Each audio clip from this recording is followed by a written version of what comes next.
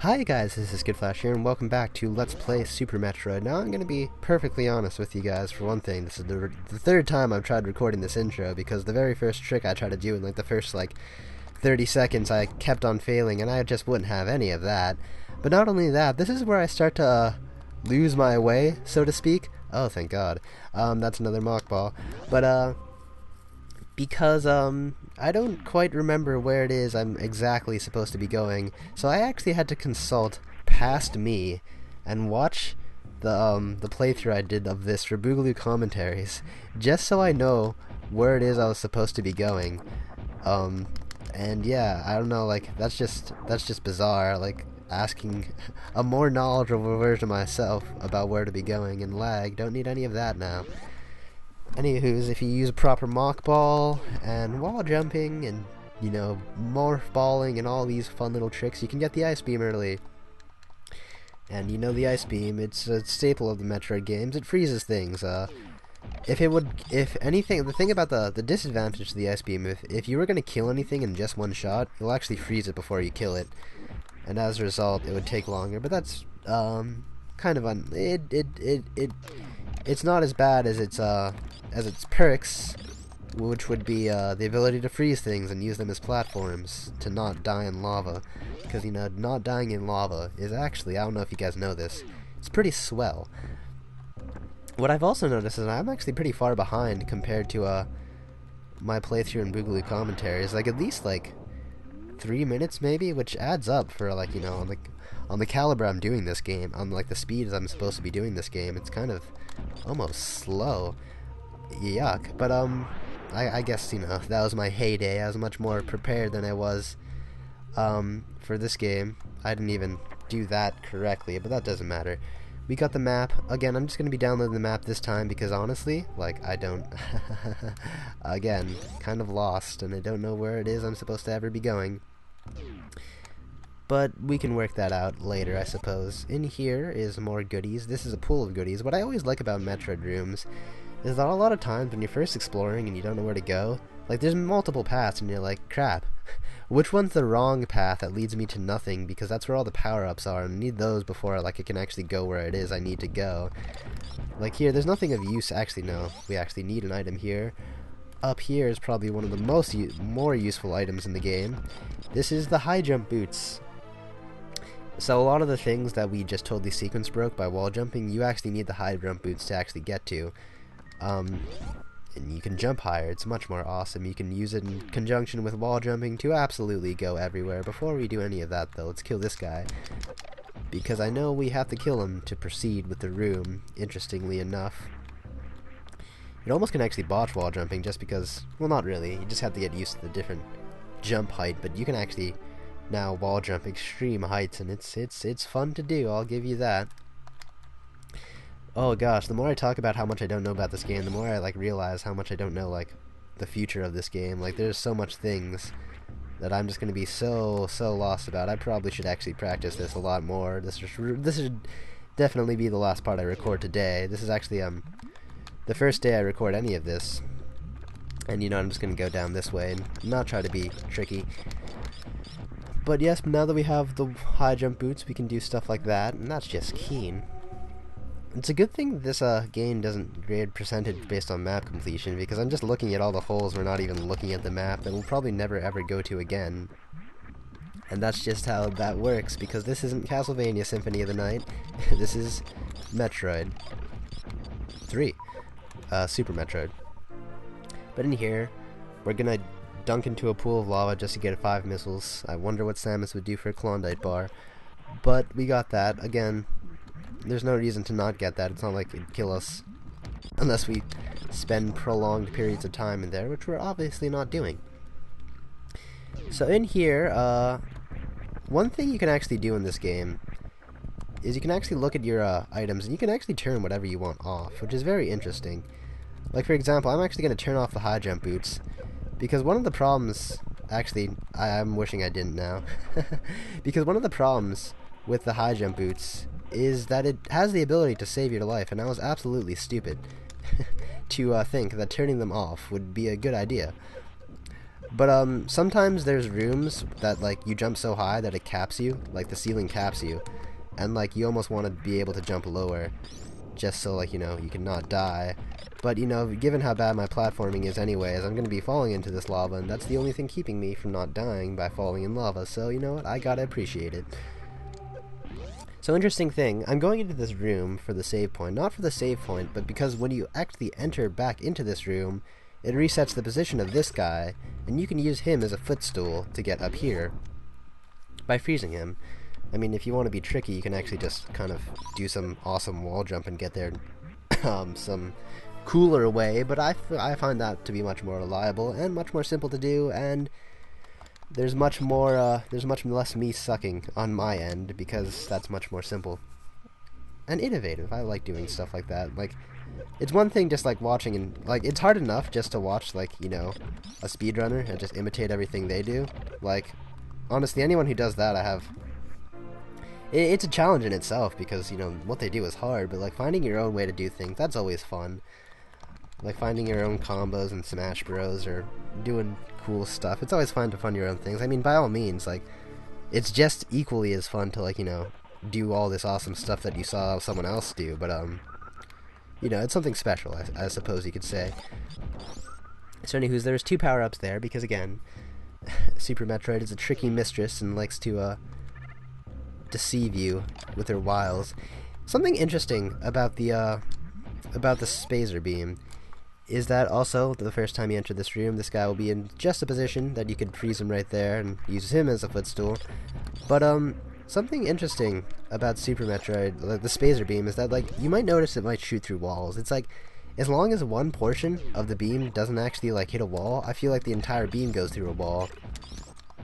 So, in a sense, this game, like, this weapon can actually shoot through walls, which actually isn't one of its latent properties. That's actually a property of a beam weapon we'll be getting much later in the game, so I just found that interesting.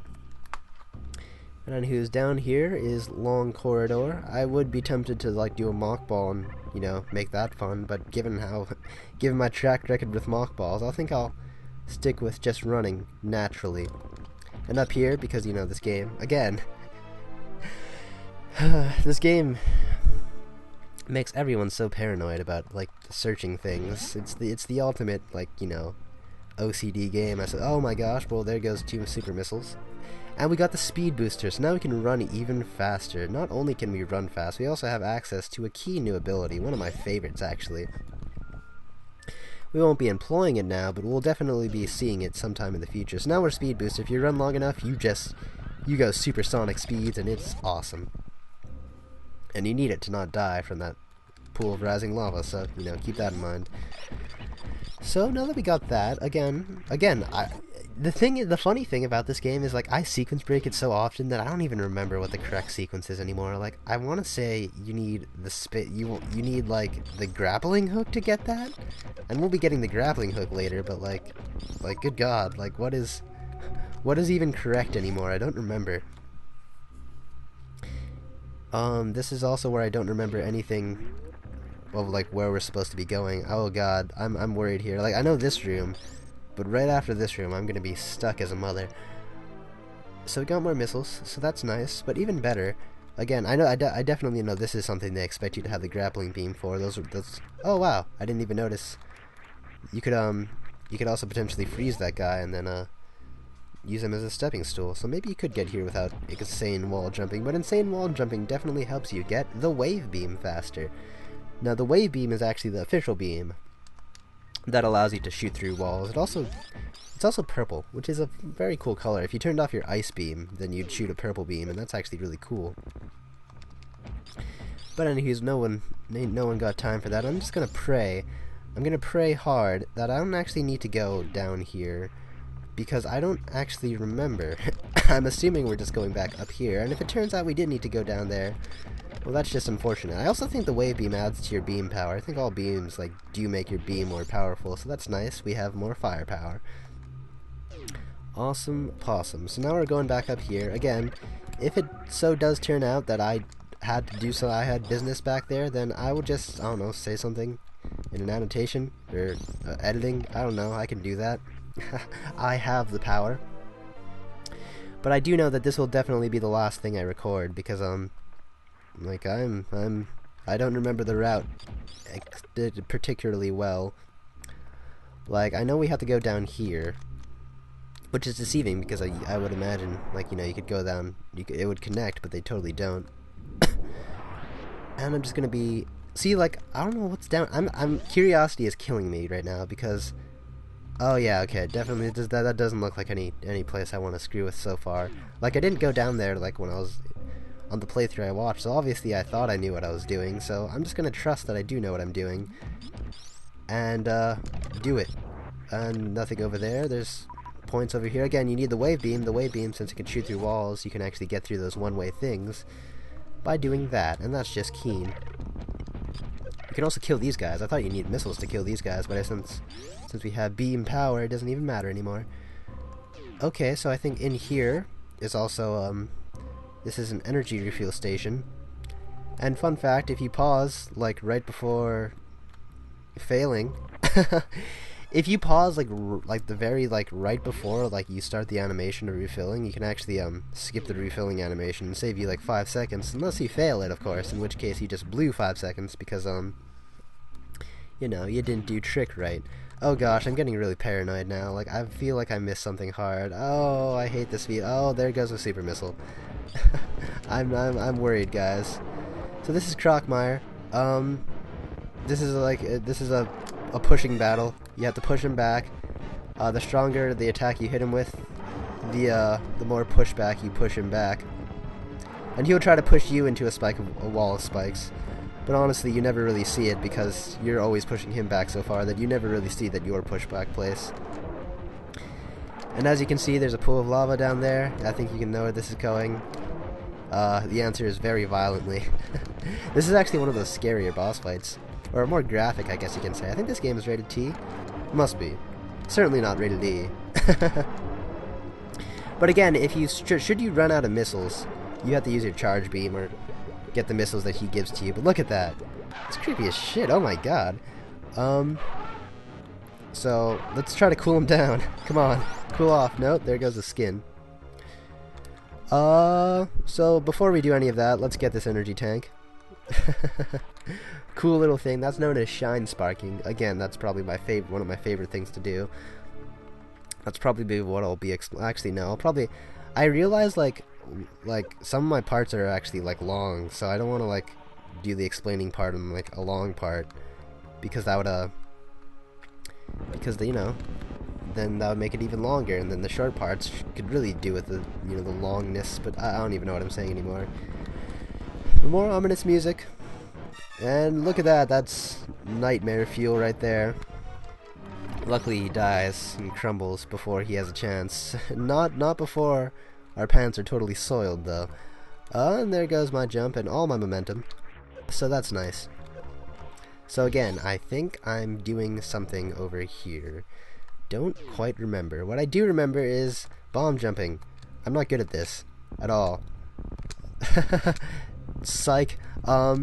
Oh, now I fail. Okay, I don't even know. So bomb jumping is actually one of the harder things. I mean, in all the Metroid games, it's not really useful in Super Metroid just because you have wall jumping, and wall jumping is just so much more superior to bomb jumping that you'll never, need to use bomb jumping ever. But, it's much more simple to do in Super Metroid, actually, than any of the other Metroid games. In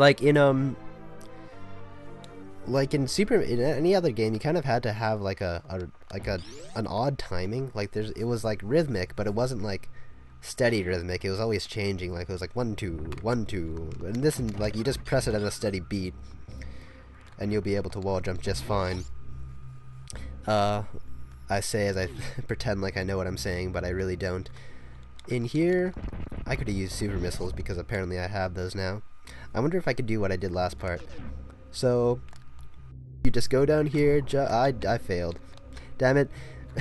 Obviously, my Boogaloo Commentaries playthrough was much more superior because I shine sparked all the way over here and I felt badass because of one of the unnecessarily cool tricks to do.